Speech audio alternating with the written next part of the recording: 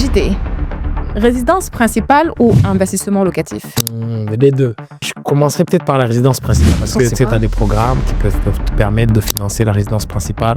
Tu ne penses pas qu'en payant sa traite mobilière chaque mois, tu réduis ta capacité de financement ou d'épargne pour des projets? Donc, je comprends bien, ta stratégie de flip consiste à acheter en fait des biens et puis rénover, vendre tout de suite pour avoir de la liquidité bas que tu peux réinvestir sur d'autres projets ou utiliser pour d'autres projets. Donc ça veut dire, moi je suis quelqu'un qui aime aller rapide. Je pense que dans la vie, il faut être La naissance, assez pressé. est-ce Et que moi, je suis très tes parents t'ont légué des biens immobiliers et du coup tu as appris à gérer ces biens immobiliers? Est-ce que tu as fait une formation scolaire, académique? toujours appris. J'étais pas destiné à avoir cette carrière-là, mais à chaque fois j'ai toujours appris.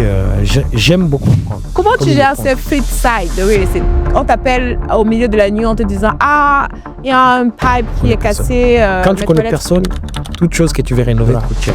Et quand il m'a dit ce qu'il allait faire, j'ai vu qu'il enlevait des drywall, etc. Je me suis dit, mais ça, je peux le faire. Et donc, ma seule limite, c'est moi et ma capacité d'exécution.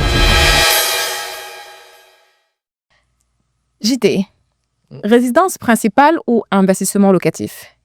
Les deux. On commence par quoi? Je commencerai peut-être... Ça, c'est une bonne question. Aux États-Unis, hein, aujourd'hui... On est aux États-Unis. Ouais, aux États-Unis, aujourd'hui, je commencerai peut-être par la résidence principale parce que c'est plus facile. Tu vois? OK. Ouais. Parce que tu as des programmes qui peuvent te permettre de financer la résidence principale en mettant 0 argent down. Pour autant que tu aies un travail et un bon crédit score. Et cette résidence principale-là, si tu l'achètes à mauvais état et tu l'achètes à un prix bas et que tu la rénoves, tu vis dedans, tu la revends après 1 an et 2 mois, tu peux réaliser du cash sans devoir payer d'impôts. Et tu ne penses pas qu'en payant sa traite mobilière chaque mois, tu réduis ta capacité de financement ou d'épargne pour des projets futurs? Ça dépend comment tu vas procéder. Parce qu'il y a toujours plusieurs aspects. Si tu as déjà une résidence principale et que ça affecte ta capacité, dans ce cas-là, tu acquiers les propriétés différemment. Tu peux les acquérir via les private money lenders qui, eux, te prêtent sans devoir avoir une preuve comme quoi tu as des revenus ou tu as une capacité d'endettement au-dessus de la moyenne. OK. En tout cas, c'était une question d'introduction pour accueillir notre chers invités.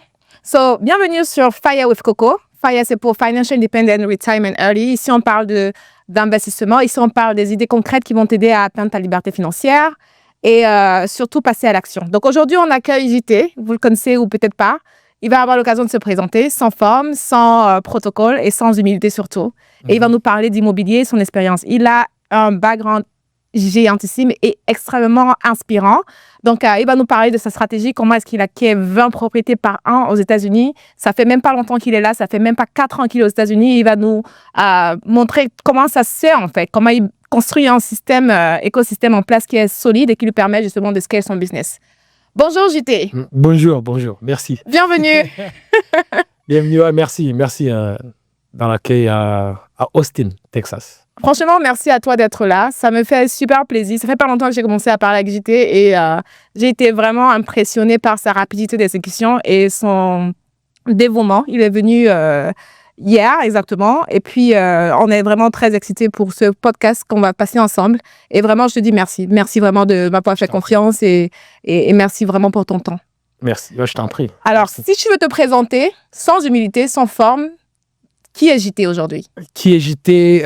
Comment je me définirais? Moi, je me définis comme un citoyen mondial. À savoir, les États-Unis sont mon 7e pays dans lequel je vis. Et aujourd'hui, je suis un investisseur. Je flippe des propriétés sur Washington, D.C., Virginia, Maryland. Et à côté de ça aussi, j'ai quelques projets que je fais en Europe. Mais maintenant, depuis 4 ans, je suis vraiment focalisé sur le marché américain, sur lequel je flippe plus d'une vingtaine de propriétés par an. Quand je dis flip, il y a des personnes qui ne connaissent même pas c'est quoi. C'est quoi flipper des propriétés? Un flip, c'est d'acheter une propriété en mauvais état à un prix très bas, le rénover, le revendre. OK. Et pour un prix plus élevé, avec un profit, bien sûr. Comment tu rentres dedans? Tu as fait une formation en flip? Comment tu as découvert cet univers? En fait, je suis arrivé aux États-Unis il y a environ 4 ans. Et avant ça, moi, je regardais beaucoup YouTube, etc. Mais j'étais aussi investisseur immobilier en Europe, où je faisais beaucoup de location. C'est-à-dire, j'ai accumulé beaucoup d'appartements en location. Et quand j'ai vu le flip, pour moi, parce que ce qui m'intéressait, c'est que quand tu loues beaucoup Quand tu fais beaucoup de locations, tu deviens riche, tu deviens cash riche, mais equity rich, bah cash poor. Tu vois? Ça veut dire tu as beaucoup d'avoir immobilier, mais sans cash, parce que tu continues à acheter. Et donc, le flip, c'était un moyen pour moi de recycler ma liquidité et d'avoir un cycle beaucoup moins élevé quand j'investis. OK, donc si je comprends bien, ta stratégie de flip consiste à acheter en fait des biens et puis rénover, vendre tout de suite pour avoir de la liquidité bas que tu peux réinvestir sur d'autres projets ou utiliser pour d'autres fins. Exactement. OK. Comment on commence dans un projet comme celui-là? Tu arrives en Amérique, je pense que ça fait même pas ça fait même pas 4 ans que tu es là. Ça fait à peine 4 ans que tu es là. Comment tu arrives à comprendre le marché américain, trouver ces deals-là et faire autant de biens que tu fais aujourd'hui? Bah, en fait, moi, je suis quelqu'un de pragmatique. C'est-à-dire que même quand je suis arrivé aux États-Unis, en fait, figure-toi, ma maison, je l'ai achetée 3 mois après que je sois aux États-Unis. Et j'ai utilisé un FHA loan. FHA loan, c'est un prêt du gouvernement qui te permet de financer 97,5% de la valeur.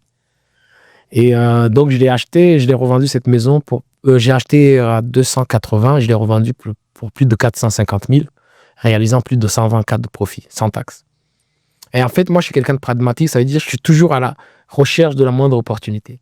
Et donc, le jour où j'ai décidé de venir aux États-Unis, j'ai le visa en poche. Je me suis dit, où est-ce que je vais aller vivre? Il faut que je trouve un deal. Où est-ce que je vais aller vivre? Donc, via Internet, Facebook, j'ai réussi à trouver des appartements qui étaient à louer. C'était dur parce que j'étais en Europe. Donc, moi, ce que j'ai fait, je leur ai dit, écoute, moi, je vous fais un deal, je vous paye 4 mois d'avance de loyer. Eux, ils ont dit, OK, on voit rarement ça. Donc, on va accepter. Donc, j'ai payé 4 mois d'avance de loyer. Au moment où je prenais l'avion, avant même d'arriver aux États-Unis, j'avais déjà aussi conclu un autre deal, une voiture. Donc, je suis arrivé à l'aéroport. J'ai pris un Uber qui m'amène à l'endroit où j'avais négocié le deal de la voiture. Je l'ai acheté, pareil. Et donc, ça veut dire, moi, je suis quelqu'un qui aime aller rapide. Je pense que dans la vie, il faut être assez pressé. Et moi, je suis quelqu'un de très pressé. Et donc, c'est pour ça que même dans ma première année, j'ai vendu plus de 4,5 millions de real estate.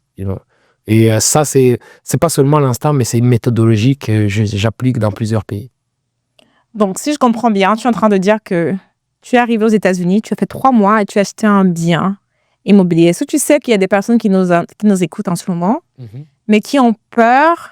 Non seulement ils ont peur, mais il y en a qui ne savent même pas comment commencer. Ils se disent que c'est inaccessible. Ils se disent que, en plus, ils ne sont pas américains, ils ne sont pas résidents permanents. Est-ce que tu es en train de dire que c'est accessible à tout le monde? Franchement, c'est accessible à tout le monde, pour peu qu'on le veuille. La propriété aux États-Unis, vous savez, les États-Unis, ce que j'aime bien des États-Unis, c'est un pays de la liberté, quelque part. En fait, on te permet de faire ce que tu veux et d'avoir ce que tu veux pour autant que tu le veuilles. Et déjà, j'ai acheté ma maison avec un FHA en mettant seulement 10K down, mais ça, c'était moi qui venais d'Europe avec les possibilités que j'avais. Imaginez quelqu'un qui est aux États-Unis dans le système. Si tu veux une maison, oui, bien sûr, tu peux l'avoir. Pour peu que tu as un bon crédit score et que tu as un job. Le reste, c'est que de la structuration, de la recherche, quel plan, quel programme peut m'aider à arriver jusque-là. Donc, oui, c'est accessible pour même moins de $0. Par exemple, sur Washington, D.C., nous, on a des gens qui achètent avec le HPAP programme. C'est un programme, ils te prêtent aussi l'apport que tu mets, ils te prêtent aussi les closing costs, ils te prêtent tout, même les travaux, pour peu que tu puisses rembourser la maison. Donc, ce que je retiens ici, c'est qu'aux États-Unis, on a des programmes divers. On a notamment le FHA que j'étais en train de mentionner. C'est un programme qui permet aux first-time home buyers d'acheter des maisons avec vraiment un apport très, très minimal qui est de 3,5%. Et puis, à côté de ça, il y a des façons de structurer le deal de telle sorte que l'acheteur, en fait, il va avoir soit ses closing costs payés par le vendeur, ou alors il y a des programmes où le gouvernement offre de l'assistance pour le down payment en fonction de la situation de chacun. Donc, juste pour récapituler ce point, on a vraiment beaucoup de facilités en tant que, immigré aux États-Unis pour avoir accès à l'investissement immobilier. En tout cas, merci pour ça. Non, mais puis même encore plus, je voulais ajouter, c'était concernant tout ce qui est investissement. Si tu veux acheter un immeuble, par exemple, un 4 unit, tu as des programmes, NACA Loans. Tu fais le programme pendant 6 mois. Après, tu peux investir dans l'immobilier. Il te permet d'acheter un immeuble financé. Tu vis dans un des appartements et tu loues les 3. Pour autant que le business model marche, je veux dire. Et ouais, tu peux acheter aussi avec 0 down, avec un NACA Loans, NACA Loans. Et ça, c'est parmi un des programmes encore. Voilà. Et franchement, parlant de ça, je trouve que ce sont des programmes qui ne sont pas assez vulgarisés dans le sens où on te parle en fait d'acheter un bien où tu peux rester dans une unité et louer 3 autres biens. Je ne sais pas si vous imaginez, mais un investisseur classique, il doit payer 25% down payment en temps normal pour avoir accès à ce genre d'investissement. Mais ces programmes, en fait, permettent à n'importe quel investisseur de pouvoir accès à ces capitaux, ces structures-là. Donc, c'est vraiment quelque chose à explorer. Donc, et surtout, ça te permet de scale facilement, de construire un portefeuille parce que généralement, en fait, on commence par sa résidence principale. Mais le temps que tu mets pour acheter une autre résidence principale, il faut compter 1 à 2 ans. Donc, du coup, avec ces programmes-là ou alors cette possibilité d'acheter un multifamily, tu peux scale rapidement. Exactement. Donc, je pense qu'on parle en fait du real estate. On dit que c'est un moyen d'accéder à la liberté financière rapidement. Je veux qu'on parle en fait du downside. De toi à moi, on sait que c'est pas aussi évident. C'est pas aussi facile parce que tu as des tenants qui peuvent ne pas payer. Comment tu gères ce flip side de real estate? On t'appelle au milieu de la nuit en te disant « Ah, il y a un pipe qui est cassé, mes toilettes sont bouchées, toi le landlord, tu vas venir fixer en fait. » Comment ça, c'est un peu le côté qui n'est pas assez, je trouve, expliqué pour les nouveaux acquéreurs parce qu'ils se retrouvent là avec le budget un peu limité et puis ils sont un peu cloués quoi. Comment tu réponds à ça? En fait, ça, c'est une très bonne question parce que je l'ai vécu récemment. Enfin, figurez-vous compte, moi, je rénovais beaucoup de propriétés au Luxembourg, en Belgique, et je suis venu aux États-Unis. Et quand arrivé aux États-Unis, en fait, je connaissais personne, tu vois. Ça veut dire, je viens d'acheter une maison, je connais personne.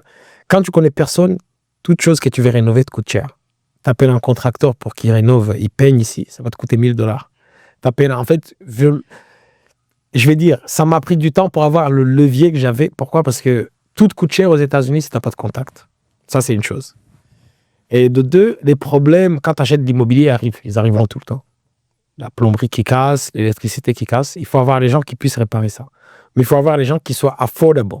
Et ça vient par développer ton network. Et donc, pour te dire, le premier truc que j'ai fait quand venant aux États-Unis, à la maison que j'ai achetée, j'ai fait un devis pour ce qu'on appelle mold remediation. C'est enlever l'humidité dans le basement. Le gars me facturait $11,000. Et quand il m'a dit ce qu'il allait faire, j'ai vu qu'il enlevait des drywall, etc. Je me suis dit, mais ça, je peux le faire.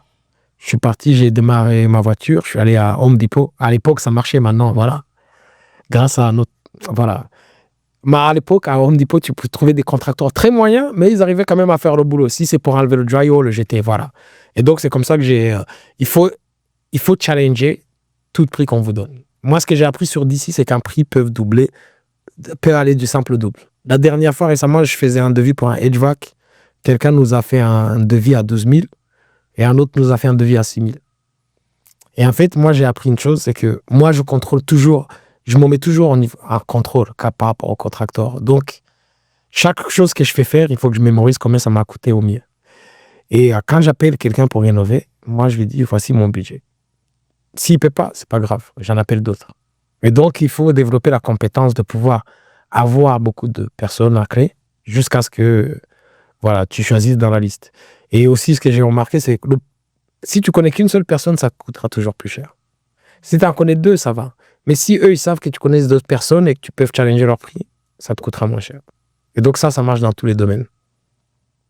Ça, c'est une très bonne astuce. Donc, en résumé, il y a pour ceux qui s'engagent pour être des bailleurs, des propriétaires, il faut qu'ils soient au moins très, très équipés en termes de connaissances pour des contracteurs, qu'ils aient un carnet d'adresses assez chargé, comme ça, au moins, tu as des backups au cas où il y a des personnes qui ne peuvent pas faire le job. Et surtout, il faut que tu aies une enveloppe budgétaire pour ces travaux-là, parce que ça peut arriver à n'importe quel moment. Alors, je trouve que c'est important de le dire quand même, parce que il y a beaucoup de personnes qui vont aller sur Internet. Ah, investir dans l'immobilier, c'est facile, mais il y a un downside qu'il faut être prêt, en fait. C'est le quotient financier. 100%. Et puis, il faut quand même de la liquidité. Selon le marché, il faut de la liquidité dans le compte. Ça veut dire il faut que tu aies moins un certain nombre de mois de loyer. Et, par exemple, sur Washington, D.C., nous, c'est un état, tu vois, c'est un blue state. Pour virer un locataire, ça peut te prendre même 2 ans ou 3 ans. Quelle liquidité il faut? Je te demande pas 2 ans, 3 ans, mais il faut quand même que tu aies quelque chose. Quand tu vas dans un état un peu plus conservateur, comme le Texas, par exemple, tu peux virer quelqu'un beaucoup plus rapidement. Donc, avoir 4 mois, 5 mois de liquidité, en termes de crédit, c'est pas mal aussi. Ça te permet de pouvoir te retourner. OK. Ouais. Good. Non, je vais te demander, quelle est l'erreur que tu as faite, la plus grosse erreur que tu as faite en tant qu'investisseur quand tu rentrais dans ce domaine-là? Et on peut partager comme ça évite des personnes de tomber dans la même erreur également. Il y a plusieurs erreurs. Et je dirais, la plus grosse erreur, en général, les plus grosses erreurs, c'est quoi? C'est tu perds de l'argent ou du temps. C'est l'un des. Avant, moi, je regardais que les erreurs où je perdais de l'argent parce que c'est quelque chose de matérialisable. Mais il y a les erreurs où tu perds du temps et ce temps, il est vraiment valeureux. Et donc, l'erreur que j'ai fait c'est le fait parfois ça a été, par exemple, le fait de faire tout soi-même au début. Tu vois? Moi, je suis quelqu'un, je suis pas trop dans les formations. Je suis quelqu'un, j'arrive à trouver, figure out. C'est-à-dire, quand je suis rentré dans l'immobilier, bien sûr, le premier appartement que j'ai acheté, c'était il y a longtemps, en 2015. J'ai tout fait moi-même. C'est-à-dire, que ce soit le prix, que ce soit trouver le contracteur, en me basant sur les vidéos YouTube. Ça, c'est bien, mine de rien, quand tu fais un calcul de pauvre, parce que j'ai gagné du temps, etc. Mais quand tu fais un calcul de riche, si j'avais eu la connaissance aujourd'hui que j'ai à l'époque, mon mouvement serait totalement différent. Et ils auraient beaucoup plus d'impact. OK. Donc, si je comprends bien, ici, par ton erreur, c'est de s'assurer que tu puisses sous-traiter au maximum pour ne pas avoir à prendre sur ton temps pour réaliser certaines tâches.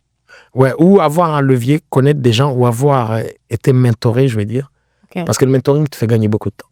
Donc, est-ce que ça veut dire qu'il faut se former? Il faut se former. Si on a l'argent, il faut se former. Si on n'a pas le temps, il faut le faire soi-même. C'est l'un des deux. Mais dans les deux cas, tu perds. Et j'aime assez le truc, le fait de dire de find by yourself. Ça veut dire tu vas là-bas, tu découvres tout. Mais dans la contrepartie est que c'est le temps que ça va te prendre d'exécuter. Alors que dans mon cas, par exemple, je te donne... si aujourd'hui, je venais sur un nouveau marché, Austin, je préfère parler avec les gens qui font des deals ou qui sont déjà sur le marché, qui peuvent m'apprendre des choses. Tu vois. S'il faut que je paye pour leur temps, je paye pour leur temps. Mais ce temps-là, il me fait gagner du temps. Et si je pars de zéro, attention, j'essaierai de travailler pour quelqu'un de gratuit, qui fait des deals, for free. OK, so, quel est le plus gros montant? Like, tu sais quoi, je veux qu'on parle vraiment terre à terre et que tu sois très ouvert et très franc avec nous. Parce qu'on en a marre des personnes qui font miroiter des rêves, mais que tu nous dises vraiment de façon concrète. Quel est le plus grand chiffre que tu as eu à faire? Quel était ce deal-là? Tu break down les chiffres, en fait, et tu nous donnes le process, c'est-à-dire comment tu as contacté le deal, comment tu as été involved dans les travaux, comment tu as fait l'estimation des coûts, le temps que tu as passé. Dis-nous, en fait, ce deal-là qui était le plus gros pour toi. Le plus gros deal, c'est sur Washington, D.C. Enfin, le plus gros deal en flip, bien sûr. En fait, avant ça, je développais des immeubles. Donc, je faisais des plus gros profits. Mais je parle du plus gros profit au States. C'est une maison que j'ai vendue et j'ai fait 304 profits. Attention, c'est une maison, en fait, qui... comment je l'ai obtenue? D'abord, en fait, j'ai eu le contact via un realtor, un agent immobilier, qui me dit, ouais, il y a cette dame qui veut vendre sa maison, elle veut la vendre vite, rapide. Mais c'était pour une raison. En fait, en général, les gens, ils ne vendent jamais la maison peu chère pour une raison différente. Et son cas, c'est que sa mère était décédée. Okay? Mais sa mère, elle avait contracté ce qu'on appelle un reverse mortgage sur la maison. En fait, un reverse mortgage, comment ça marche? C'est tu prends un crédit sur une maison et le taux d'intérêt et tous les paiements sont enrôlés dans la dette que tu as pris. C'est-à-dire que la dette augmente tout le temps. Le downside de ce loan-là, c'est que quand quelqu'un qui l'a pris meurt, il faut que la banque elle réclame l'argent le plus vite. Et donc, les personnes qui héritent, ils n'ont pas le choix que de vendre ou de donner l'argent directement à la banque. Et donc, elle était dans ce cas-là. Et donc, il fallait vendre. Et donc, j'ai négocié. Elle voulait vendre, en tout cas, elle voulait vendre à 550 000. Et il fallait un acheteur cash. Et sur cette propriété-là, il fallait un acheteur cash. J'ai réussi à la négocier. J'ai baissé le prix. Je l'ai eu pour 450 000. Et sur les 450 000, vu qu'il fallait payer cash, j'ai dû chercher de la liquidité. Et un private money lender, il m'a donné la moitié. Moi, j'ai mis 200 000. Donc, je trouve sur ce deal-là, je trouve un private money lender, il me prête 250. Je mets 200 000. Donc, je close sur le deal. Et ensuite, il fallait les rénover. Il y avait 300 cas de rénovation. Et donc, les 300 cas, j'ai pris un autre loan pour les finaliser. Et donc, j'ai fait le travaux sur ce deal-là. Donc, j'ai acquis, c'est Northwest Washington, D.C. Je commence à le rénover. En général, pour les flips, nous, on met 4 mois. Mais sur celui-là, il y avait quand même un souci où il fallait creuser et tout, changer. creuser le basement pour avoir legal height, pour avoir la hauteur légale. Et donc, ça durait plus longtemps. Et ça durait 8 mois. Et donc, on le remet sur le marché. Et je l'ai mis sur le marché pour 1 250 000. Et c'est vendu, figure-toi, pour 1 275 000. La construction, on a eu beaucoup plus en construction. Mais au final, en fait, j'ai réalisé un peu plus de 300K. Après avoir payé le hard money lender, les intérêts et tout. Ça, c'est vraiment bien. C'est quand je t'écoute parler comme ça. Je ne sais pas si tu viens d'un background où on t'a certainement appris ça dès la naissance. Est-ce que tes parents t'ont légué des biens immobiliers, du coup tu as appris à gérer ces biens immobiliers? Est-ce que tu as fait une formation scolaire, académique où tu apprenais à gérer ce genre de scénario? Comment tu acquiers cette expérience en immobilier en tant qu'investisseur, en taxes, en termes de gestion, estimation de biens? Comment tu as ce knowledge? Tu viens d'un background privilégié. Parle-nous un peu de ton background. Mon background, vous savez, mon background est très long, mais pour résumer, je dirais, je suis né au Rwanda. Je suis rwandais, en fait. Je suis né au Rwanda. Et donc, je suis venu en France. J'ai bougé en France quand j'avais 12 ans environ. En 97. Et donc, en France, j'ai étudié en France. J'ai fait le bac jusqu'à bac plus 2. Et j'ai aussi étudié en Angleterre. C'est là que j'ai fait mes études supérieures. Et après, quand j'ai fini, en fait, j'ai travaillé comme banquier d'investissement pendant 10 ans. Et en fait, en banque d'investissement, nous, on est très rigoureux dans les nombres et dans les chiffres. Et donc, ça me donne aussi un peu un background. Et pour en arriver là, en fait, j'ai toujours appris. Je n'étais pas destiné à avoir cette carrière-là, comme toute carrière d'ailleurs. Mais à chaque fois, j'ai toujours appris. J'aime beaucoup apprendre. Je suis comme une éponge. Tu vois. C'est-à-dire, je peux arriver dans un milieu, j'aspire tellement. Et au bout de 5-6 mois, je deviens parmi les gens qui connaissent le plus l'industrie. Et donc, j'aime ça. Et la banque d'investissement, au bout de 6 ans, 7 ans, je comprenais tout. Donc, c'était plus intéressant pour moi. Et j'ai commencé à rénover des propriétés parce que j'ai acheté un appartement. Et c'est là qu'une chose entraînant l'autre, sueur entraînant sueur, j'ai commencé à aimer ça. D'un côté, j'aimais ça parce que je crée de la valeur dans le monde réel, moi qui étais habitué au papier. Mais aussi, ça me permettait de voir les choses changer, en fait. Et je dis pas non plus, j'oublie pas aussi que quand j'étais petit, mes parents, ils avaient toujours des chantiers qui menaient. Donc, ça ne veut pas dire que je connais à l'immobilier, mais quand je suis rentré dedans, tu rentres dedans sans rien connaître, tu apprends tout. Donc, aux États-Unis, pareil, quand je suis arrivé, la construction ici, c'est plus facile, mais c'est totalement différent. Les codes, etc. Et donc, au bout du 4e, 5e flip, je comprends déjà plus que 80-90% des personnes. Parce que je pose des questions, j'aime bien aller dans le bout des choses, je vais voir un contracteur, je lui demande pourquoi on a fait la plomberie comme ça, pourquoi pas comme ça. Et donc j'apprends.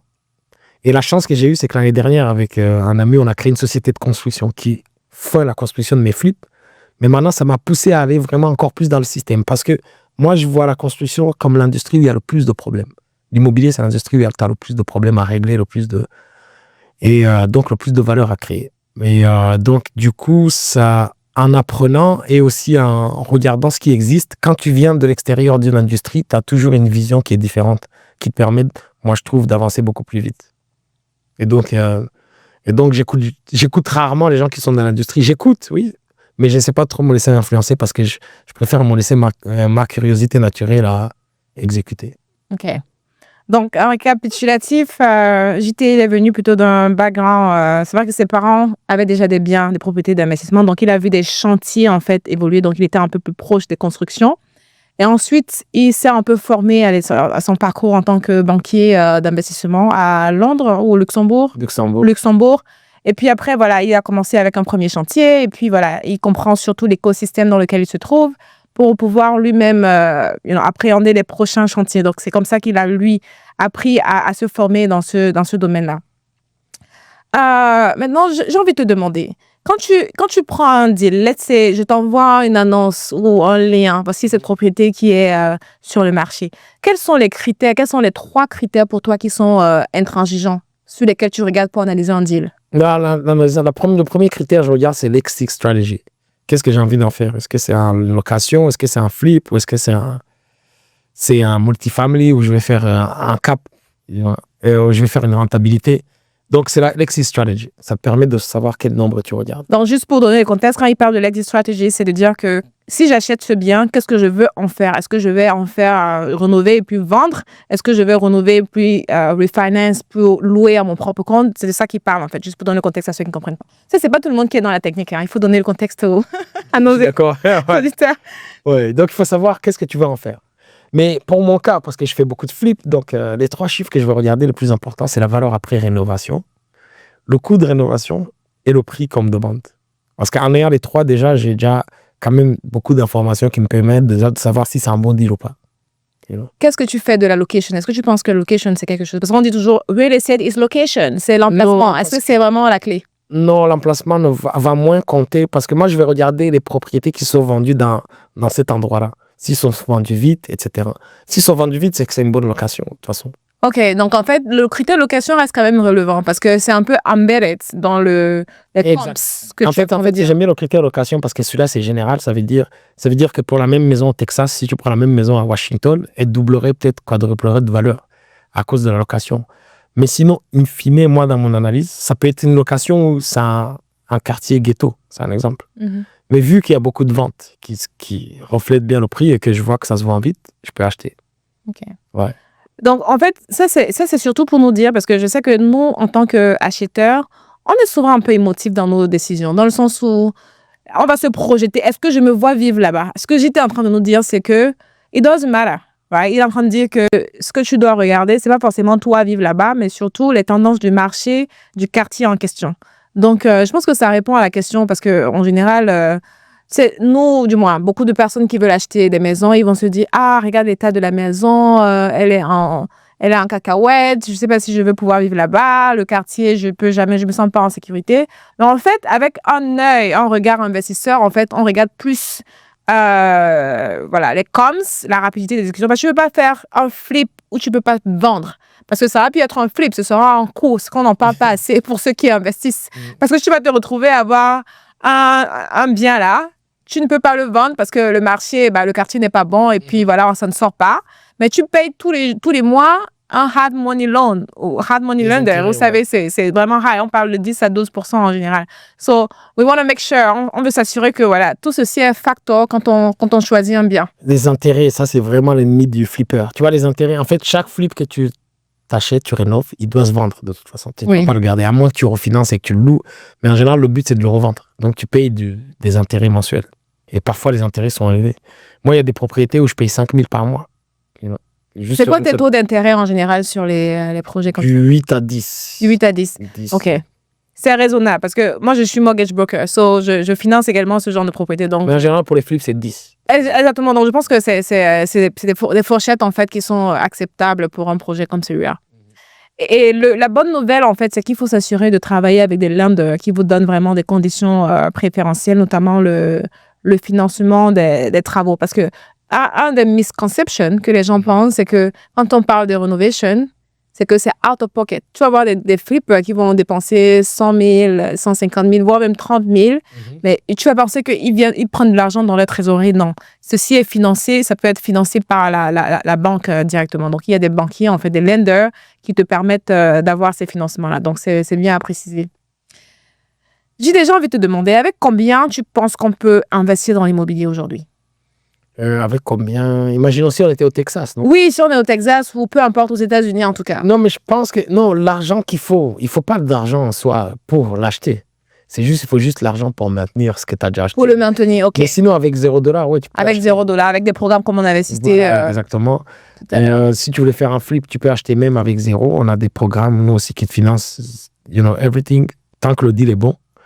Et maintenant, il faut avoir de la liquidité parce que ça te permet d'avoir du gasoil pour que la machine continue à tourner. Tu vois? OK. Ouais.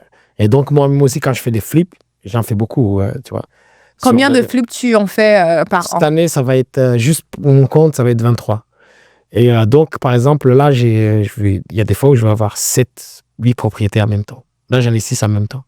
En holding cost, tu peux imaginer que voilà, ça dépasse les 20, 25 000 $. Je ne sais pas si vous avez entendu le même chiffre, mais il a dit 20. Comment ça résonne pour? Parce que pour moi, ça résonne like, what? Comment tu gères 20 propriétés dans ton portefeuille? Non, pas 20 propriétés. Non, je parlais de 20 000 $ en termes d'intérêt, mais... OK. Non, 20, non, je les gère comment? J'ai un système. J'ai un operating system, j'ai des gens, j'ai une équipe qui s'occupe de ça. J'ai des project managers qui gèrent les projets. J'ai une équipe d'acquisition qui acquiert les propriétés. En fait, dans mon équipe d'acquisition, déjà, on est 6 personnes. Tu vois, sans compter moi. Et donc, tu as 3 personnes qui cherchent les deals. Tu en as 3 qui font le marketing, mais qui font aussi tout ce qui est la coordination de transactions. Tu sais, une fois que tu as le deal, il faut le close. Donc, tu as des gens qui font la transaction coordination. Ensuite, parce que je fais 2 stratégies, moi. Je fais le wholesale, fix and flip. Et donc, on a 6 propriétés par mois. Il y en a 3 qu'on va wholesale à nos acheteurs internes. 3 que je vais peut-être prendre. 2 pour moi et un autre avec un JV, avec quelqu'un. Tu es trop technique là. Je vais devoir te faire une pause pour expliquer c'est quoi les concepts que tu as évoqués. Voilà. Mais pour réduire, okay. J'achète 3 et je donne 3. OK. Là, maintenant, j'achète 3 et je donne 3. Et donc, c'est déjà une équipe d'acquisition quand même assez fournie. Et une fois que c'est fini, ça va à la construction. Parce que souvent, les 3 que j'achète, il faut qu'ils soient construits. Les 3 que je trouve pour les investisseurs qui sont en France, un peu partout, il faut qu'ils soient construits aussi. Et donc, tout ça va dans la construction. Et donc, tu as un project manager qui est lié à chaque projet. Et lui, il fait et donc, il continue, il fait la démolition, les trucs comme ça. Tout ça à distance. Parce qu'il envoie des personnes de nos équipes sur place pour qu'ils aillent faire le boulot. OK. Ouais, mais c'est un autre business, mais je pourrais aller plus en profondeur parce que vraiment, la construction, il y a tellement de choses, si tu savais. Mais voilà, on reste sur le cadre général. Mais franchement, j'ai l'impression que tu as tout un système en place qui est assez solide parce qu'on parle de 23 propriétés. Pour moi, personnellement, avoir managé 2 en même temps, j'avais l'impression d'être au bord du suicide. Donc, du coup, parler de 23 propriétés à manager en même temps, ça veut dire en fait que ton système justement en place est assez solide. Tu me parles là de toute une équipe qui va gérer l'acquisition parce que tu as 2 stratégies. Wholesale, en fait, il consiste à acheter une propriété off-market à un vendeur directement et puis la signer à quelqu'un qui veut acheter avec une marge. C'est ça le wholesale. Maintenant, le flip, c'est lui qui prend sa propriété, qui la transforme et puis qui la revend avec des investisseurs en partenariat. Donc, pour gérer 23 propriétés avec des projets de construction totalement différents, avec des étapes de construction, parce que voilà, chaque projet est différent. Il n'y a pas de projet qui se ressemble. Donc, il va falloir traquer au millimètre près parce qu'après, il faut leur appeler la banque avec le lender pour expliquer à quel niveau tu es, pour qu'ils puissent te refinancer à chaque étape. Donc, ça nécessite un écosystème vraiment bien en place. Et offline, en fait, JT me montrait ce système en place. Il a une machine, en fait. Une machine d'engine qui permet de traquer every single step, like chaque étape en fait de financement de ces constructions sur chaque adresse, parce que voilà, c'est vraiment bien organisé. Je pense que c'est ça qui te permet de scale aujourd'hui. Donc avoir voilà un système bien rodé, des personnes qui savent exactement quoi faire et qui puissent follow up sur chaque action pour pouvoir justement scale. Parce que sinon, je trouve que ça va être impossible à gérer en fait. Ouais, mais en fait, on a parlé avant où je disais c'était une galère quand j'avais un seul Airbnb à gérer, mais quand j'en avais 4 ou 5, c'était plus facile. Parce que maintenant, j'avais le scale qui me permet de payer les gens. Et donc, pour gérer 23 projets, parfois en même temps, tu sais, la construction, c'est différent du project manager. Enfin, je vais dire de property manager. Property manager, il peut te dire je gère 20 propriétés. C'est pas de la gestion active. Ça veut dire c'est des emails que tu reçois, tu dois communiquer au client, c'est pas actif. Nous, en construction, on doit aussi accélérer le projet. Il faut que ça soit dans les deadlines et les budgets. Et il faut que ça aille vite, suffisamment, parce que c'est un flip. On n'a que 4 mois de rénovation. Si tu fais plus, tu commences à perdre de l'argent. Donc, du coup, il faut un système robuste. Ouais. Et donc, j'ai créé un système, en fait, en utilisant plusieurs softwares, avec aussi en utilisant l'intelligence artificielle, du coup, parce qu'il me permet d'identifier beaucoup de bottlenecks, Et donc, ça me permet de rationaliser les coûts, mais aussi de faire en sorte que par exemple, mon oversight manager qui voit tout, puisse voir tout. Moi, ça me permet à ce que je puisse prendre mon téléphone et que je sais exactement ce qui se passe partout, sans poser des questions à des milliers de personnes. Ça, c'est vraiment impressionnant. Tu as parlé tout à l'heure des intelligences artificielles. Et je pense qu'on a discuté en off, hein, mais on va vraiment break this down. Parce que je pense que c'est un peu comme une tendance de mode, un effet de mode où on parle d'intelligence artificielle. Ceux qui l'utilisent, des fois, c'est ChatGPT. Mais il y en a qui l'utilisent encore avec des systèmes plus poussés. On parlait là de Manus, que tu utilises. Et moi, j'utilise également à Facebook. Donc, je connais très bien. Est-ce que tu peux un peu développer plus? Comment est-ce que tu utilises AI, l'intelligence artificielle au quotidien? Et comment est-ce que tu peux encourager, du moins, inspirer quelqu'un qui n'utilise pas encore AI à l'implémenter dans son quotidien? Ouais, non, en fait, je pense que pour moi, je trouve qu'il n'y a pas de secret dans l'utilisation de l'AI. C'est surtout l'envie de vouloir répondre et résoudre des problématiques. Moi, c'est surtout toujours les envies de... Moi, je vais vous donner une problématique simple. J'achète des maisons. J'en achète une fois, parfois même 2 fois par semaine. Maintenant, la première question, comment je vais la peindre? Quelle couleur je vais la peindre? Quand tu en as un, c'est facile. Tu peux aller chez toi, faire un croquis, etc. Voilà. Mais moi, j'en fais plusieurs. Et même, j'ai envie de savoir, j'ai envie qu'elle soit belle, quoi. Comment je fais? Avant, tu prenais un designer qui allait regarder la maison, tac, tac. Après, plusieurs back and forth, au bout de 2, 3, 4 semaines, il te donnait l'image, tu disais waouh, n'est-ce pas? Maintenant, il suffit que j'aille devant la propriété, je prends une photo, je mets dans le ChatGPT. Pour peu que j'ai un bon prompt, je vais avoir une magnifique propriété que je peux envoyer à l'équipe et leur dire maintenant, faites votre boulot. Tu vois, c'est du temps de gagner, c'est 2 à 3 semaines de gagner. J'ai pas besoin de hire un architecte pour qu'il me montre, tu vois. ChatGPT peut le faire. Et donc ça, c'est déjà un gain de temps et d'argent. Parce que le même designer, tu le payes peut-être $1 500 pour qu'il fasse le boulot. Donc ça, c'est déjà un truc, un leverage. En fait, je trouve que quand on approche l'IA avec l'envie de résoudre des problématiques, ouais, il est là pour t'aider. Impressionnant. Ouais. Et ça, par exemple, je te dis un exemple. Par exemple, un exemple qu'on utilise là dans la construction actuellement. J'ai découvert ça tout récemment. Tu vois les plans. En fait, on a des plans qui sont faits. Et le gars, ils doivent construire. Mais le truc, c'est nous, on achète le matériel. Parce qu'on a envie de faire de l'argent sur le matériel, n'est-ce pas? Donc, qu'est-ce que j'ai fait? À chaque fois, on commandait, en fait, il y avait du bois en surplus. Tu vois? Et donc, moi, j'ai entraîné mon modèle ChatGPT. De toute façon, si tu prends ChatGPT, tu mets un plan, il peut te dire combien de sheets il faut pour rénover. Mais maintenant, en le corrigeant sur les erreurs qu'il fait, maintenant, il est plus précis. C'est-à-dire que maintenant, je lui dis, c'est-à-dire que maintenant, si on a le plan, en fait, on a déjà toute la préparation de commande qui est faite. Avant, c'était quelqu'un qui devait demander au contracteur. Tu peux calculer combien de bois il faut. Non, maintenant, on sait, on les envoie on-site. Les sheets, on les envoie on-site. En fait, la préparation de matériel est devenue beaucoup plus simple aussi. Super. C'est très impressionnant. Donc, est-ce que tu as des outils favoris? Je parlais de ChatGPT. Est-ce que à côté de ChatGPT, est-ce que Ouais, j'ai plusieurs outils. ChatGPT, moi, je l'utilise plus pour la stratégie. Ça m'aide à... Parce qu'il arrive à capter beaucoup de données, donc ça m'aide à conceptualiser, réfléchir. Mais une fois que j'ai envie d'exécuter, j'utilise beaucoup plus genre Manus. J'utilise Manus pour tout ce qui est programmation, parce que j'utilise beaucoup de software pour avoir les deals. Et ces softwares-là, il faut qu'ils puissent communiquer ensemble. Et pour qu'ils communiquent, il faut qu'il y ait quelqu'un qui code ça. Avant, c'est ça l'avantage, avant, il te fallait un Upwork consultant, même s'il ne coûte pas cher, hein, ou même un dev. Tu le prends, ça peut te prendre 2 mois, 3 mois de... Alors qu'avec Manus, j'ai l'idée, j'ai les systèmes, je le connecte à tous mes systèmes, à comptabilité, etc., gestion des opérations, Slack pour la communication. Je fais un prompt et je lui dis, écoute, comment je peux gérer ça mieux? Ou je prends le prompt que j'ai utilisé dans ChatGPT pour générer maintenant un système. Et donc, en fait, moi, je suis en train de pousser ça plus loin parce qu'avec l'IA, je me suis rendu compte que la façon dont mes systèmes sont organisés, en fait, c'est des systèmes pré-IA. Meaning, tu as besoin d'un software, tu as besoin d'un système de communication et tu as besoin peut-être d'un autre système de valorisation. Et en fait, tout ça peut être regroupé ensemble si tu utilises l'IA. Ça prend du temps, bien sûr, tu peux pas le faire fully en utilisant l'IA, mais il y a une grosse partie qui peut être développée à ce niveau-là.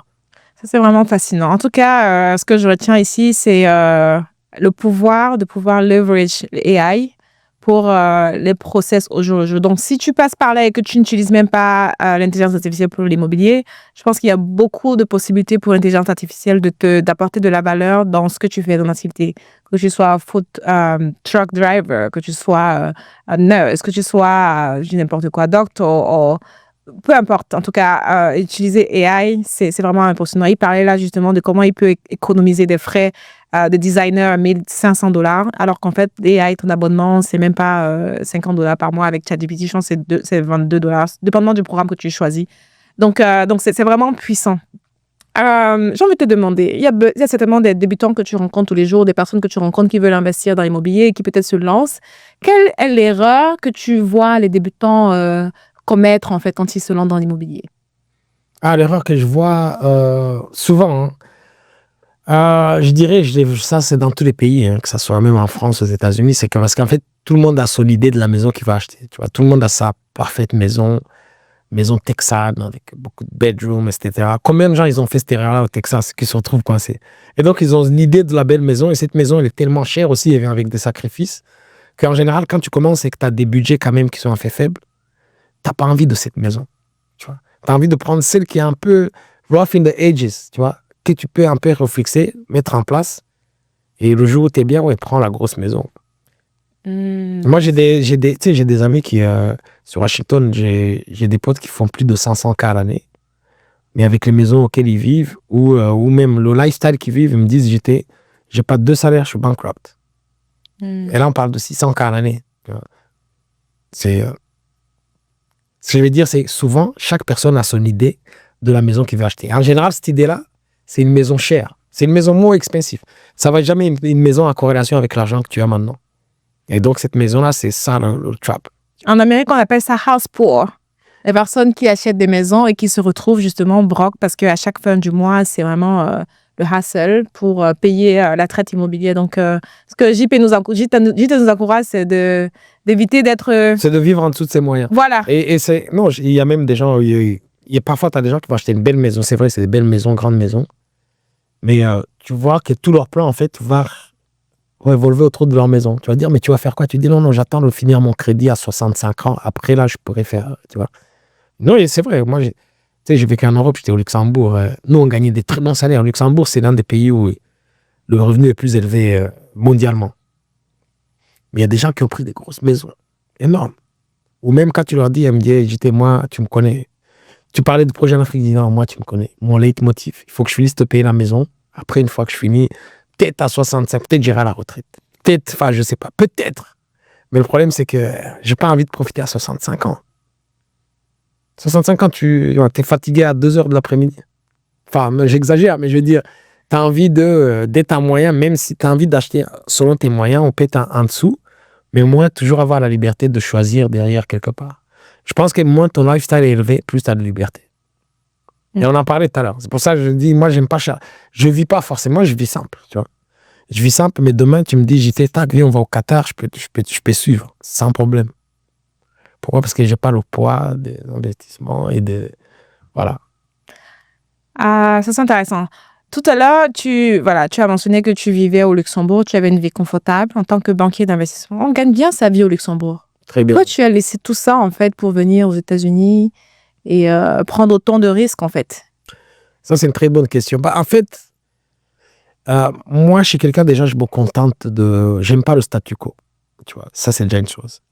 Et même au Luxembourg, il faut savoir, moi, la position dans laquelle j'étais très privilégié, tu vois, pour une banque anglaise, tu vois, l'une des plus prestigieuses, le département le plus... Si tu peux mentionner... J'ai travaillé donc pour la Barclays Investment Bank, j'étais dans le département qui rapportait le plus d'argent à la Barclays.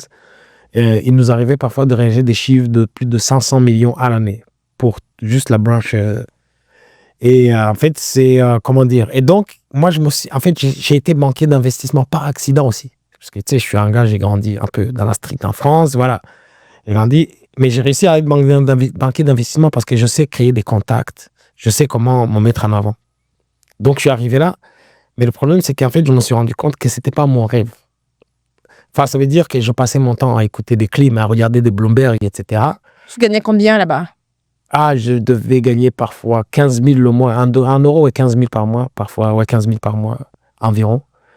L'équivalent maintenant, waouh, parce qu'à l'époque, c'était avant le Covid, et c'est 1 euro. C'est peut-être l'équivalent de 20 000 $. 20 000 $. Et ça, c'était sans compter les bonus, parce que tu as mentionné que tu avais des bonus. C'est 10 mois de salaire. 10 mois de salaire. Donc, en plus des 15 000 $, du moins 20 000 $, si on convertit d'euros au dollar, tu gagnais 200 000 € de bonus par an. Ouais, c'était capé dépendant de la performance. Dépendamment de la performance. Donc, ça reste quand même conséquent. Donc, tu as laissé tout ça, en fait. Donc, je connaissais personne qui gagnait autant d'argent que je gagnais.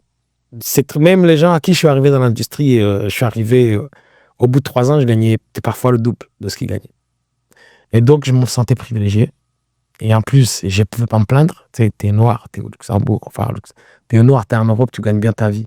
Tu vois.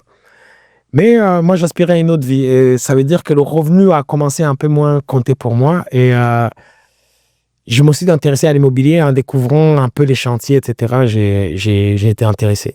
Et aussi, en même temps, en faisant les chantiers, je me suis rendu compte que ce que je fais, c'est pas vraiment mon rêve. C'est le rêve à quelqu'un d'autre. C'est-à-dire, j'ai déjà dû voir ça dans un film, banquier d'investissement, tu vois.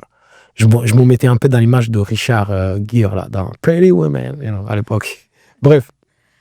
Et donc, en fait, j'ai compris que c'était pas mon rêve. Et donc, petit à petit, c'est là que j'ai commencé à me dire comment je quitte. Et le problème, c'est quoi? Quand tu as un boulot qui est très bien payé et que tu as d'autres aspirations, c'est presque impossible de le quitter. Tu vois?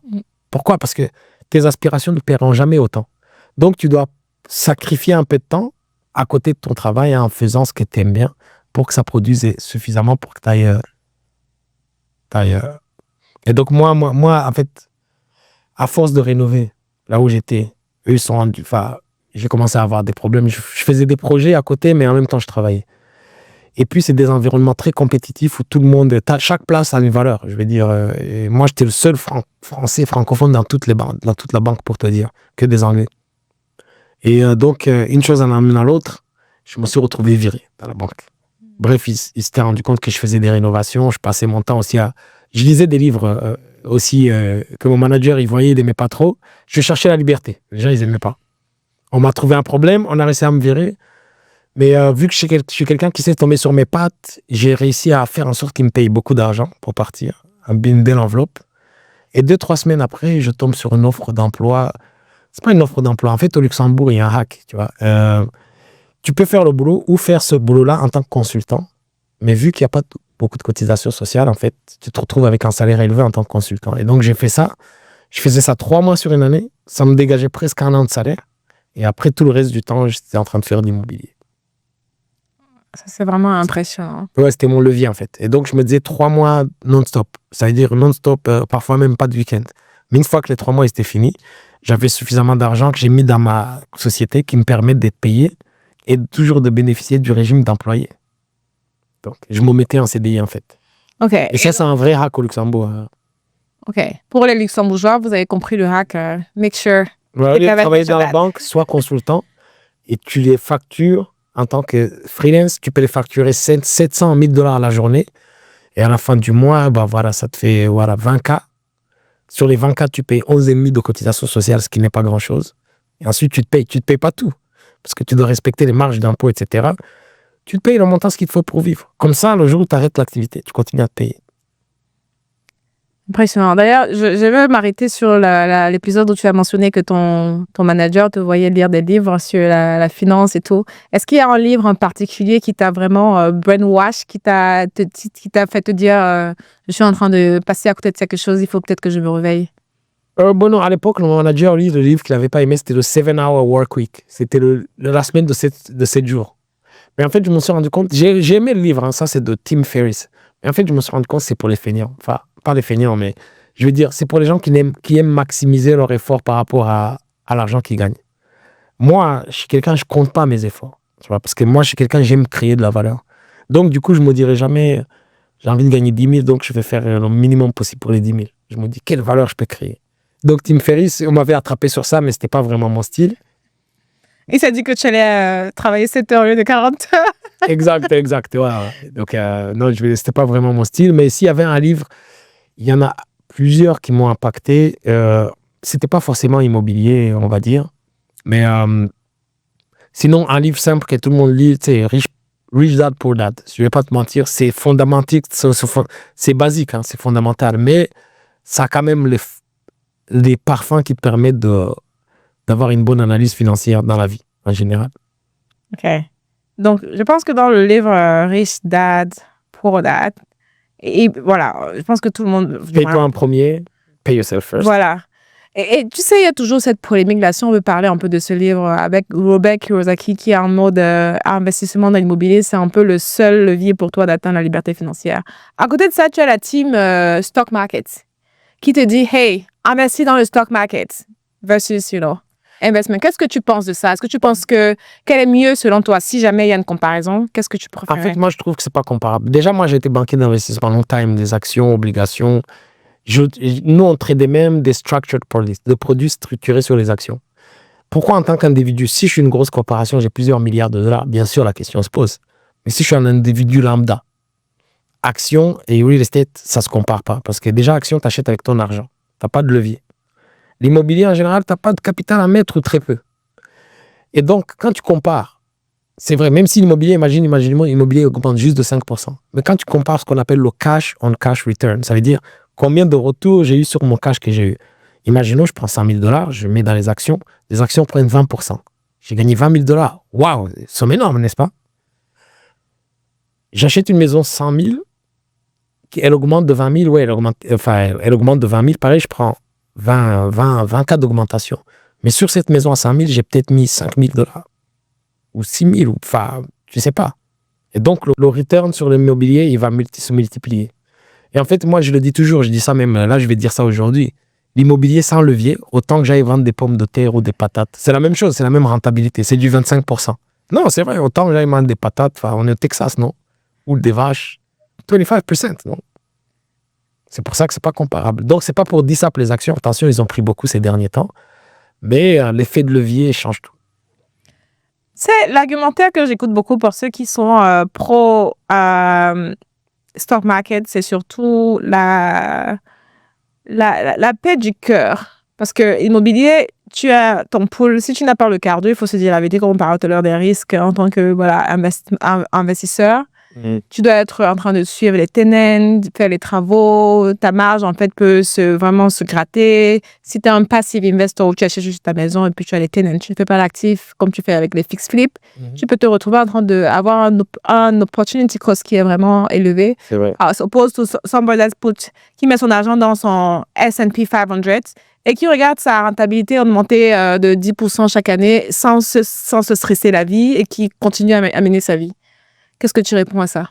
Je dirais que ces deux individus différents, il y en a un peut-être qui a de l'argent, il y en a l'autre qui en a moins. Je veux dire, il faut commencer chacun à son niveau, je pense. Et parfois, quand tu n'as pas beaucoup de moyens ou quoi, il faut accepter un certain niveau de problème jusqu'à ce que tu ne les acceptes plus. Tu vois, ça veut dire, moi, je peux accepter les problèmes de tenantes qui m'appellent à minuit, qui me font chier, mais juste à un certain moment. À bout d'un moment, non. Tu vois, soit je délègue ça, ou soit j'arrive à un niveau où je ne peux pas. Tu vois, il faut évoluer dans chaque activité qu'on fait. OK. Ouais. So, je peux voir un JT qui est vraiment riscophobe. Non, riscophobe, c'est celui que tu as peur. Riscophile. Donc, tu adores les risques. Ouais, j'adore les risques et je trouve que les risques, on surestime ce qu'on appelle les risques. Donc, si je comprends bien, ça veut dire que tu es tellement leverage. Je suis curieux de savoir combien est-ce que tu as de dettes aujourd'hui? $1 million, whatever. Non, aux États-Unis, presque un peu moins de 5 millions aux États-Unis. Un peu moins de 5 millions. Et en Europe? En Europe, 1,8 million, quelque chose comme ça. 1,8 million, OK. Comment tu dors quand tu as autant de dettes? Normal. Parce qu'il y a des gens qui vont te dire non, je peux pas dormir si j'ai autant de dettes sur ma tête, je serais stressée, Ils vont te dire non, je veux pas. Il y a des personnes qui vont te dire ça, je n'investis pas parce que trop de leverage, je vais pas dormir la nuit, je préfère avoir ma maison cash, je préfère make sure je save et puis j'achète ma maison cash plutôt que d'être over leverage comme ça everywhere. Comment tu gères ça? Moi, je pense que c'est pas pour tout le monde. Ça, c'est moi ce que je fais, c'est pas pour tout le monde. C'est sûr que payer des intérêts, je te disais, parfois il m'arrive de payer 25 000 d'intérêts par mois. C'est pas fait pour tout le monde. Mais en fait, chaque dette peut être contrôlée, maîtrisée si tu as de la trésorerie en face et que tu as de la valeur, l'equity. OK. Là, on parle de ton portefeuille uniquement. On ne parle pas des portefeuilles avec les flippers et les investisseurs. On parle seulement de ton portefeuille à toi, c'est ça? Oui, clairement. Mais sinon, en fait, je vais dire, la dette, comment dire? Moi, c'est mon concept. Moi, j'ai travaillé longtemps dans la finance, etc. Déjà, il faut comprendre, moi, j'ai pas peur de la dette parce que je sais que c'est comme ça que l'argent est créé. Tu vois? Sans dette, il n'y a pas d'argent. Tu vois? Tu sais de l'argent que tu as dans ton compte. C'est une obligation. que la banque a de te rembourser. Elle n'existe pas, tu vois. L'argent que j'ai dans mon compte, elle n'existe pas. Tu vois, l'argent n'existe pas. Je le dis souvent, mais l'argent n'existe pas, les gars. Par contre, l'argent, c'est quoi? L'argent, c'est un nombre de règles et de façons dont la société doit fonctionner. C'est bien qu'on parle de ça aujourd'hui, attention, parce qu'aujourd'hui, tout ça est remis en question. Si je voulais te décrire ça, c'est quoi? C'est comme un match de foot. Il y a des hors-jeux, il y a une touche, etc. C'est des règles qui font que le match puisse fonctionner. L'argent, c'est ça. C'est une règle qui fait que le monde puisse échanger de la valeur. C'est ce qui fait que ce micro soit là. Sans que moi, je puisse le fabriquer, tu vois. J'échange quelque chose pour avoir ce micro-là. Et donc, l'argent, c'est des règles, C'est des règles qui ont été mises par les États, voilà. Et aujourd'hui, en fait, justement, on arrive à un temps critique dans le monde où tout ça est challengé. Ça veut dire l'argent est contrôlé par les États, etc. C'est eux qui créent, c'est eux qui augmentent la quantité de monnaie dans le système ou pas. Et aujourd'hui, en fait, dans le futur, on est dans un monde où ça serait peut-être plus l'État qui gère ça. Ça soit décentralisé, que ça soit fait à l'offre et la demande, Ouais. Et donc, mais pour faire un peu dans le moins technique, je vais dire l'argent en soi, c'est une dette parce qu'il existe, parce qu'il y a un contrat quelque part de dette. Donc, c'est pas en quantité. Il ne faut pas réfléchir en quantité dans ce cas-là. Il faut réfléchir en termes de création de valeur. Très bien. Mais après, j'ai envie de te demander, toi, tu as autant d'argent que tu as leverage. C'est à quelle fin? Est-ce que tu veux juste construire un patrimoine consistant? Est-ce que tu veux, c'est quoi ta finalité d'avoir autant de leverage? Ouais, c'est pour créer un patrimoine élevé, bien sûr, of course. Et ouais, c'est bien sûr. Tu sais, je le disais dans mes contents, moi, tu me prêtes même 40 millions de dollars, je les prends, je fais le deal, il n'y a pas de souci. Et je ferai trouver le deal parce que c'est les numbers game, tu vois. Mais donc, mon but, c'est de créer le plus de patrimoine possible, créer le plus de valeur possible. Mais j'ai pas envie d'être milliardaire ou ces trucs-là, t'inquiète. Je sais où j'ai envie d'aller, tu vois. Et c'est pas mauvais de vouloir être milliardaire. Non, parce que pourquoi tu veux pas être milliardaire? Parce que je sais ce qu'il faut pour aider. I know what it takes. And then, je sais ce qu'il faut pour devenir milliardaire. Et j'ai pas envie de mettre ça dans le jeu, tu vois pas. Mais, je veux dire, un petit 50 millions, 40, ça va, non? 50 millions de quoi? De patrimoine ou de dette? De patrimoine. OK. Quand on parle de patrimoine, ça veut dire patrimoine immobilier, société, etc. Toute la valorisation. OK. Ouais. Et tout ça, c'est à quelle fin? C'est un peu... Je suis en train de te demander, en fait, ton why. Why, franchement, c'est la liberté. La liberté. C'est la liberté de pouvoir dire, attends, je suis à DC, j'arrive à Austin. Ou de dire, merde, je suis à Kigali demain. La liberté de dire, ah, mes parents, ils sont bien. Ma famille, ils sont bien. Tu vois pas? Là, il y a la canicule en France. Ma mère m'a appelé en me disant, hey, JT, j'ai besoin de la clim. J'ai dit, fais le devis. Tu vois pas? Ça, c'est la liberté. Imagine en temps la vie. Elle n'aurait même pas osé me demander. Tu vois pas? C'est la liberté. Ça, c'est des choses, justement. Je veux dire, l'argent, quand même, améliore la façon dont on approche les choses. Et moi, je trouve que la liberté, ma liberté, elle est différente des autres gens. Ma liberté, elle vient si j'ai l'argent, mais que j'ai pas besoin de travailler tous les jours en train de faire quelque chose. Ça veut dire, aujourd'hui, je suis à Washington, je flippe des propriétés. Attention, je fais des flips et voilà. Ça me ramène de l'argent, mais je suis concentré. Je veux dire, tu me vois, Et mon but, c'est d'arriver où le système marche sans moi. C'est de mettre en place des systèmes qui marchent sans moi. Ça, c'est vraiment super. Parce qu'en fait, il y a beaucoup de personnes qui se disent ah non, tant que j'ai mon travail, j'ai mes factures qui sont payées à temps, je ne veux pas me prendre la tête, je ne veux pas plus que ça. Donc, je pense que la vision de chacun est tout à fait différente. Chaque personne a sa façon de se voir, de ses ambitions, son why, comme on dit tantôt. Donc, ça varie vraiment d'une personne à l'autre. Tu sais, on est des Noirs, right? Je n'ai pas honte de le dire. Je suis très fière d'être noire, et surtout africaine. 100%. Donc, comment toi, tu navigues? Parce que j'imagine qu'en tant que Noir, Africain, qui vient de France, qui arrive aux États-Unis, on parle anglais, tu sais tout de suite que, voilà, on n'est pas d'ici. Comment tu arrives, en fait, à te créer un système dans un environnement qui t'est totalement étranger? Qu'est-ce que tu peux dire en termes de force que tu as ou alors en termes de limites que tu as déjà eu à faire face en tant que Noir? En fait, moi, je suis tellement bizarre ou peut-être tu vas me venir. Moi, j'ai pas de limite. Moi, je trouve que j'ai pas de limite. Ça veut dire, même en venant ici, je me rappelle au début, j'ai du mal à... Ils ont un accent particulier à Washington. Ça veut dire, je me mets pas de limite. Je pense que je peux apprendre tout. Je pense que je peux tout faire. C'est ce qui est dans ma tête. Ça veut pas dire que c'est la réalité. Et donc, du coup, en venant,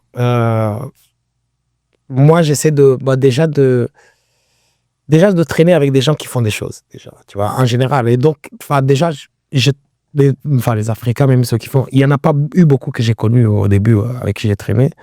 Mais je vais dire, c'est de hang out avec les gens qui font les choses. Et aussi, je trouve que j'ai un charisme naturel, je trouve. Parce que quand j'arrive dans une room, les gens, ils ont envie de savoir ce que je fais, who are you, stuff like this. Et donc, ça, j'utilise ça beaucoup. Et aux États-Unis aussi, quand tu parles français et que tu t'habilles bien, je vais dire, tu attires les gens facilement. Tu vois, les gens, ils viennent, ils sont drawn vers you. Non, c'est vrai. Vous avez compris, les gars. C'est important de bien s'habiller. Hein? Ouais, show up well, you know? L'habit ne fait pas le moine. L'habit ne fait pas le moine, mais il fait rentrer dans le monastère. Yes. C'est à l'habit du moine qu'on reconnaît le moine. So, c'est important. Exactement. Et sentez bon, surtout, mettez des bons parfums. Exactement. Et donc, du coup, les gens, ils sont drawn.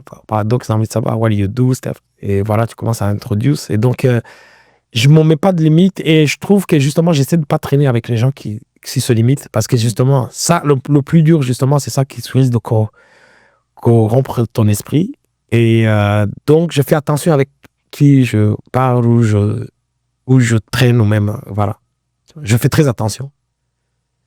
Ouais. Et il faut pas que, si on est potes, par exemple, il faut pas que tes pensées me limitent trop ou même me pèsent, tu vois. Sinon, voilà, tu vois. J'aime bien, moi, la possibilité de dire I can do anything I want. Là, j'aime bien la possibilité de dire, imagine, j'ai envie de faire 10 deals à Austin, alors que je connais même pas la ville. Et demain, peut-être dans 6 mois, tu me verras.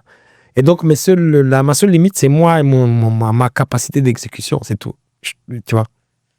Tant que t'es aux États-Unis, t'es en bonne santé, t'as un cerveau, t'as pas de trucs, je vais dire, what can stop you? C'est vrai que je sais qu'il y en a, ils disent, ouais, le rêve américain, etc. Mais je vais dire, faut dire ce qui est, les gars. Moi, j'ai vécu dans 7 pays. Donc, je sais de quoi je parle. Il y en a, ils disent, le rêve américain n'existe pas. Il n'y a pas de problème. Trouve-moi un autre pays où il y a le rêve et vas-y, on peut comparer, tu vois. You know, dis-moi. I love that. Ouais, ça, c'est souvent les gens qui s'excusent le fait de ne pas actionner. Donc, ils disent, ah non, le rêve est mort, you know. Il n'y a pas de rêve si tu ne le cherches pas. Si tu n'as pas de rêve. C'est surtout, je retiens surtout la fin. Si tu n'arrives pas à actionner, tu n'as pas de rêve. Donc, avant de rêver, après avoir rêvé, il faut surtout passer à l'action. C'est vraiment où la différence va se faire. Tu sais, en discutant, j'ai réalisé que au-delà d'être un investisseur aguerri, tu es quelqu'un de très cultivé. Et j'étais tout de même impressionnée par ton niveau de connaissance en taxes. Parce que moi, je suis CPA, je suis expert comptable. J'ai passé la certification pour ça. Et j'étais impressionnée par les astuces que tu as partagées. Parce que, you know, moi, je connais parce que de profession. Mais j'étais vraiment impressionnée par ces astuces-là. Et j'aimerais en fait que tu partages, toi, en tant qu'investisseur, quelles sont tes top tax strategies? Ah, ouais, top strategy, il y en a tellement. Ça dépend du pays, bien sûr. Oui, et ça, c'est ce qui m'a encore le plus marqué parce que lui, il est, tu vas le voir sur les réseaux sociaux, tu vas te dire, ah, c'est un fix flipper. Mais sauf qu'il connaît tellement bien parce qu'à la fin de la journée, tu veux t'assurer que les gains que tu fais sont optimisés fiscalement. Tu veux pas perdre encore ta marge dans les taxes, etc. C'est de l'optimisation fiscale, c'est rien d'inégal, right? So, j'étais impressionnée parce que JT va me parler des stratégies fiscales en Amérique, il va me parler des stratégies fiscales au Luxembourg, en Belgique. Donc, c'est vraiment important de connaître ces facteurs-là quand tu investis, surtout à un certain niveau, pour pouvoir t'assurer que tu optimises tes revenus. Partage avec la communauté. Non, mais en fait, un truc marrant, quand tu es entrepreneur, c'est ça que je dis, quand tu es entrepreneur, il faut apprendre à découvrir beaucoup de choses par toi-même. C'est-à-dire que quand j'ai commencé l'immobilier en Belgique, je me disais, comment on paye des impôts? Ok, j'ai payé un gars la première année, mais j'ai envie de savoir what it is behind it. Et même, tu sais, j'ai de longues études et dans la finance, bon, il y avait une côté, on parlait au comptable. Enfin, tu comprends ce qui arrive, pourquoi ils font ce book-là, pourquoi il faut que tout soit clean. Ça, c'est une chose. Et donc, en fait, le fait que j'avais investi dans plusieurs pays, tu vois, la France, la Belgique et trucs, et que ça commence les États-Unis. Donc, du coup, à la fin de l'année, à chaque fois, je dois aller voir un fiscaliste. Mais le problème, c'est que quand tu investis dans plein de pays, il n'y a jamais quelqu'un qui est là, il va te dire, je suis aux États-Unis, je connais ça. Et donc, moi, ça m'a appris déjà à pousser à connaître d'abord ma situation. Et donc, en la connaissant, tu pousses. Et puis, à chaque fois que tu rencontres quelqu'un, c'est une autre stratégie d'appris. Et tu as des bons CPA aussi qui te donnent directement les bonnes stratégies. Donc, moi, ma stratégie fiscale aux États-Unis, c'est, je pense, il y a tellement de façons d'avenue. Mais moi, c'est d'optimiser, de payer le moins d'impôts possible au niveau immobilier, oui. OK, Ou de repousser l'impôt au plus loin pour que je crée de la valeur maintenant. Stratégie. Vas-y, concrètement. Il faut que les personnes qui partent d'ici... il y a la première, la plus utilisée, ça, c'est Turn One Exchange. Si tu revends une propriété qui était un investissement, tu peux récupérer l'enveloppe, la réinvestir et à moins de 45 jours. Il faut faire vite. Et tu ne payes pas d'impôts. Enfin, je veux dire, les impôts ne sont pas taxés. C'est différé. Oui, c'est différé, en effet. Et donc, ça te permet d'apporter plus de capital au lieu d'amener 100 000. Au lieu d'amener peut-être 60 000 alors que tu avais 100 000 à amener, ça te permet de grandir ton patrimoine plus rapidement. OK, un exemple d'illustration. J'ai un deal, j'achète à 200 000, je fais un profit de 100 000.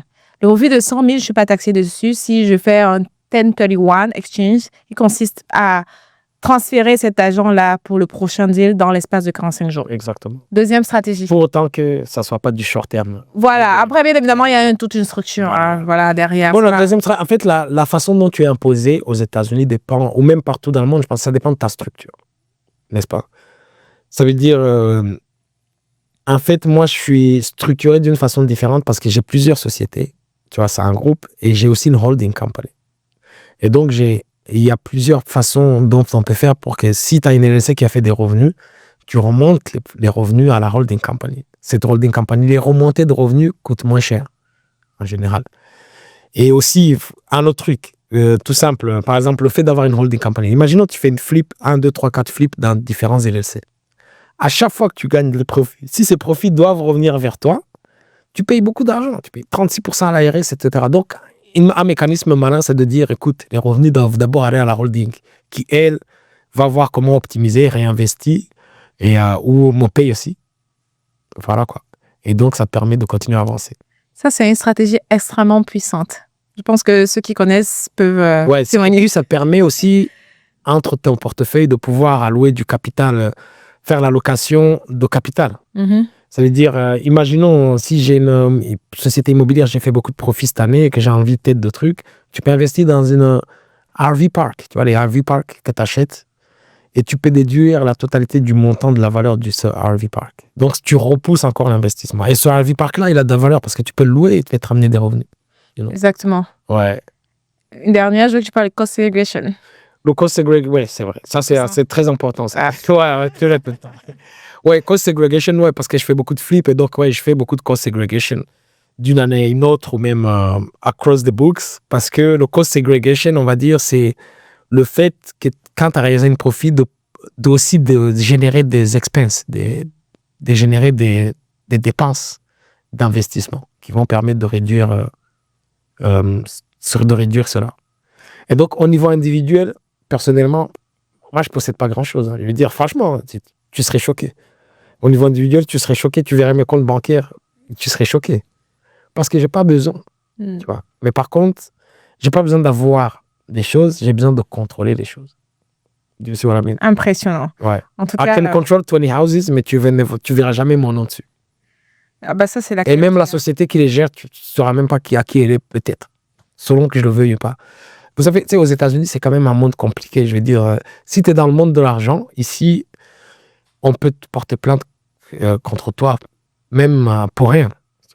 Tu as un jugement, demain, t'inquiète, c'était bien, je veux dire. Mais tu peux aussi vivre sans bien.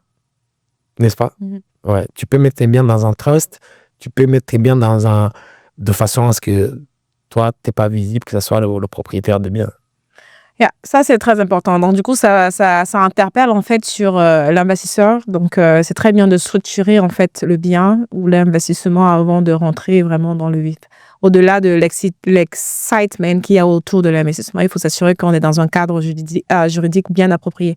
En tout cas, ça, c'était très intéressant. On fait déjà plus d'une heure là. Est-ce que si tu as un conseil à donner à quelqu'un qui nous écoute, un dernier conseil vraiment à donner à quelqu'un qui découvre et qui veut passer à l'action, qui ne sait même pas comment commencer, qu'est-ce que tu vas lui dire? Qui ne sait pas comment commencer, déjà, je dirais, passe pas ton temps à trop prendre d'informations parce que l'information tue le momentum. Ça, c'est une chose. Je dirais, prends 20%, 30% d'infos et exécute. À la limite, qu'est-ce que tu risques? Perdre 5 000, 10 000 $. que si tu fais rien et que au final, tu perds même c'est plus que ça, au final, par le manque d'action. Donc, information is killing your momentum. Tu vois. Ne cherche pas trop l'info. Prends suffisamment pour pouvoir exécuter. Exécute et apprends. Parce qu'on apprend beaucoup plus en exécutant qu'on apprend en regardant YouTube ou quoi. Tu sais, un truc marrant. On est dans la période dans le monde où il y a le plus d'infos possible dans le monde. Tu sais, tu as envie de faire un business demain avec l'IA, etc. Fais avec Cloud. Tu peux faire n'importe quel business. Mais les gens, ils arrivent, tu vois, tu peux acheter beaucoup de biens. Tu peux trouver des financiers. Mais quand c'est le plus facile, en fait, ce qui te montre, c'est pas l'info, en fait, le problème. Le problème, c'est jamais l'info. Le problème, c'est le manque d'exécution.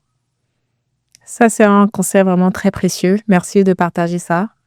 Je pense qu'on arrive au terme de notre épisode. Je sais qu'on a tellement, on veut bien partager encore plus, mais en tout cas, je suis personnellement très reconnaissante pour tout ce que tu as échangé avec nous, avec beaucoup de transparence et surtout beaucoup d'idées concrètes. J'espère que ceci vous a également édifié. Donc, je ne sais pas si tu as quelque chose à dire pour conclure. Non, si ce n'est que te remercier. Merci de de m'avoir invité ici à Podcast Austin, de m'avoir fait découvrir Austin aussi, et de voir qu'il y a en fait énormément d'opportunités dans cette ville-là. Totalement différent de Washington DC. Tu sais, nous c'est Chocolate City, ici c'est Vanilla, tu vois. Mais je vais dire franchement pas mal. Je pense qu'il va y avoir des deals. Franchement, je pense qu'il y a vraiment des opportunités et j'ai hâte vraiment que voilà, on explore ce marché ensemble. En tout cas, merci d'avoir écouté cet épisode. J'espère que vous avez été édifiés. N'hésitez pas à vous abonner et surtout à suivre JT. Je te laisse donner tes informations. JT seulement sur TikTok, sinon Immobro, Instagram. Parfait. Et chez moi, c'est Fire with Coco sur Facebook, Instagram, YouTube, TikTok. On se dit à bientôt pour un prochain épisode et merci. Merci beaucoup.